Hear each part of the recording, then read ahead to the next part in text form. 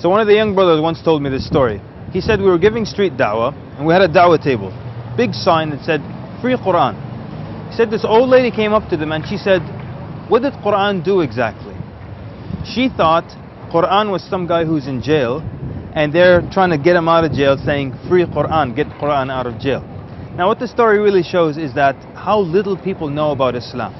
And that's why it is so much of our responsibility that we tell people about Islam. We all know the story of Salman al-Farisi radiallahu anhu. And we know how he searched and went from one place to another searching for the truth. And this could be your neighbor, this could be someone around you searching for the truth, traveling to India, looking for enlightenment, looking for spirituality. Well, you were right there, right next to them. People searching for the truth, right?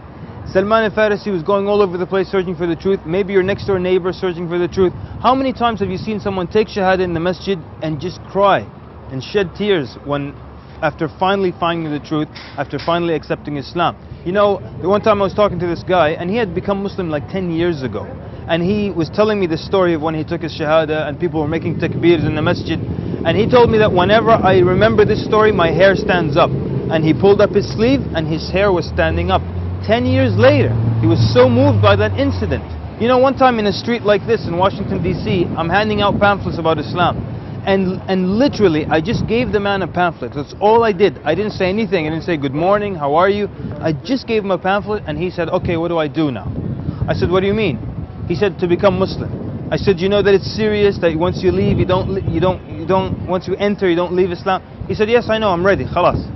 How many people are just like that? They're right at the edge. They just need a little bit of encouragement. They just need you to reach out to them. So this is one of the main reasons why we need to give so much da'wah. But on top of that, Allah Azza wa Jal put added bonus in it. And that is you get immense reward. Imagine I told you there's a stock where if you put $1, it's multiplied by 7, and then the 7 is multiplied by 10, then the 10 by 100, and then it can keep on multiplying. What would you do?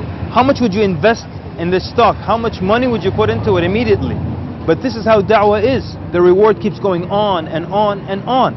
يعني النبي صلى الله عليه وسلم, when he told Ali radiallahu anhu, لأن يهدي الله بك رجلا واحدا خير لك من الدنيا وما فيها. It's better for you than the best of wealth, or better for you than the whole world and everything that's in it.